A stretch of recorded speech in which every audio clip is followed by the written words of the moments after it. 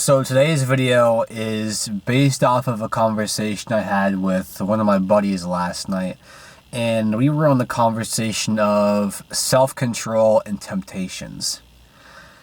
Let me give you guys a news flash about self-control and temptations. Self-control really does not truly exist, in my opinion. And from what I'm reading as well, kind of backs what I'm saying about self-control not really being a thing. And the reason why I say this is usually what happens with you in self-control is that you'll try to force yourself to stop doing something, and you'll be able to stop for some time, but eventually whatever you're trying to quit or stop or whatever is going to come back at you full force, and it's going to hit you like a truck. Like, say for example, you're trying to quit masturbating, and you go for about a month or two.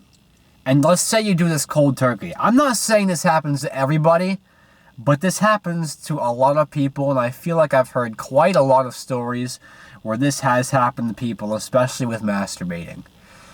Usually what'll happen is that they'll be able to quit for a good chunk of time, and they'll be like, all right, I'm out of the clear. I don't have the need to masturbate anymore.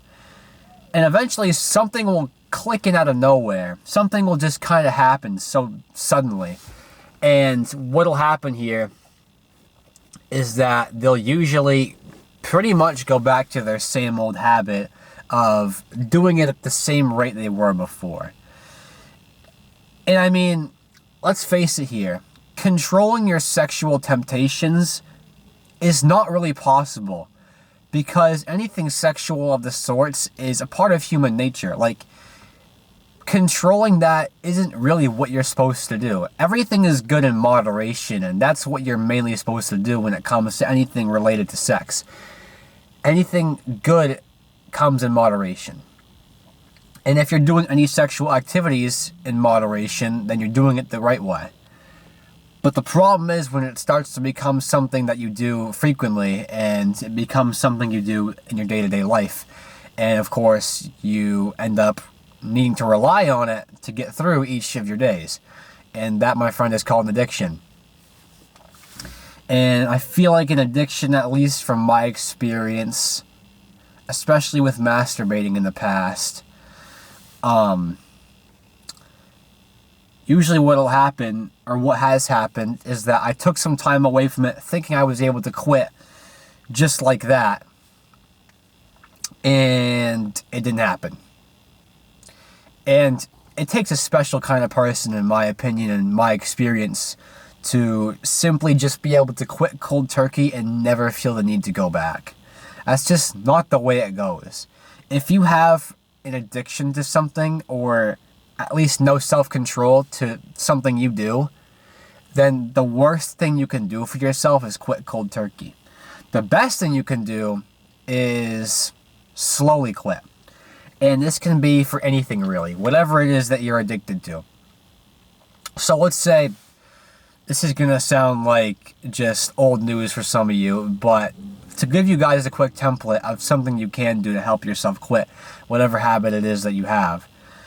Let's say that you're doing something that, I don't know, is persistent every day, and you are doing it at least twice a day, let's say in this example. The best thing you could do for yourself next is, the next week, if you're doing whatever this is twice a day, try doing it only once a day, every day. And then the next week after that, try doing 5 or 6 days. You see where I'm going with this? The best thing you can do for yourself with an addiction, I'm not saying for everybody this will work, but this is something that worked for me that can help for you guys as well. What really is the best way to do it is slowly, gradually decreasing the amount of what you do this, whatever it is. And eventually, you'll get to a spot in this decrease of whatever habit this is, that you'll have a week where you don't do it at all. And after all that time, if you can get through that 1 week of not doing anything, I'd say you're in a pretty damn good spot, honestly. Another big piece of self-control is something I've actually been reading in my book lately, called Everything is Fucked by Mark Manson. Yes, another Mark Manson book. He's got some good stuff. I highly recommend both of the books that I've read from him. I think I talked about the other one in the past. I think it was The Subtle Art of Not Giving a Fuck by him, and now Everything is Fucked. And I mean, the one I'm reading now is pretty... It's just irony, really. It's obviously not telling you that everything is fucked, but it's a book about hope, essentially. And something I've been reading about recently in this book is how we have two parts of our brain, and they do not work together in the slightest. And I couldn't agree with this more. So in our brains, we have the thinking part of our brain, and we have the feeling part of our brain. Yes, I didn't just say one of those twice. The thinking part and the feeling part. And what usually is an overdrive, most of the time, is, well, the feeling part, as you probably guessed. Some of you might have thought the thinking part, but the feeling part, at least for a lot of people, is really what's an autopilot. And a lot of people try to shut this part of their brain off. And let me tell you, that is only going to make whatever situation you are in worse. Say you were in a lot of pain from a heartbreak or something like that, and the first thing you think of doing is trying to shut the feeling half of your brain off. This is quite literally the worst thing you can do for yourself, because it's only going to eventually amplify those feelings that you have. Sure, in the moment, you'll probably be able to not feel a certain way for a decent chunk of time, but eventually, the fact that you pushed off those feelings for so long is going to come back to bite you in the ass. And those feelings are going to be even stronger, and you're going to be even more sad, and you're going to hate yourself, and blah, blah, blah, blah, blah. So maybe you're wondering, how do you essentially, unquote, control the feeling part of your brain? Well, you don't. What you actually need to do is reason with it, essentially. Kind of like think about why you're feeling the way you are, essentially. And it kind of, at least in my mind, this kind of tied into another concept from the other book from Mark Manson. It was like the feedback loop from hell.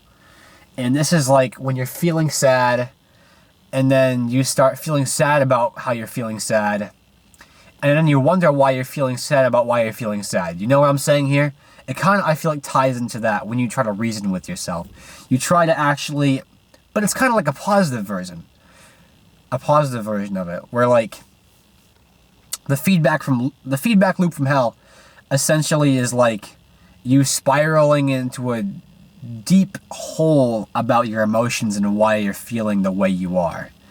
When with reasoning with your feeling part of your brain, it's kind of a means of like, okay, I feel this way right now, but why do I feel this way? And you're kind of like coming to a consensus about whatever extremity part your brain is on.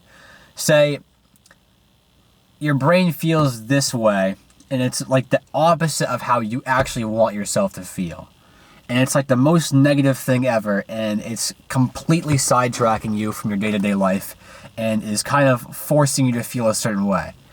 It's kind of just like a means of, when it comes to coming to a consensus with yourself, coming in the middle of how you want yourself to feel and how your feeling brain actually feels. You gotta meet in the middle.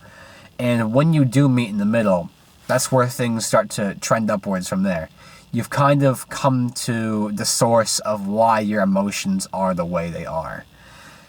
Maybe that doesn't make any sense, but when you actually are in that position of reasoning with your emotions and understanding how you feel, it makes a lot more sense. And I'm going to dive deeper into this for another day, but this is a concept I'm learning more and more about, and it's something I wanted to share with you guys, because it makes a lot of sense in my opinion, but I feel like there's still more that I have to learn about it, and more I want to discover and share with you guys. So, yeah, that's all I have for today. Stay blessed.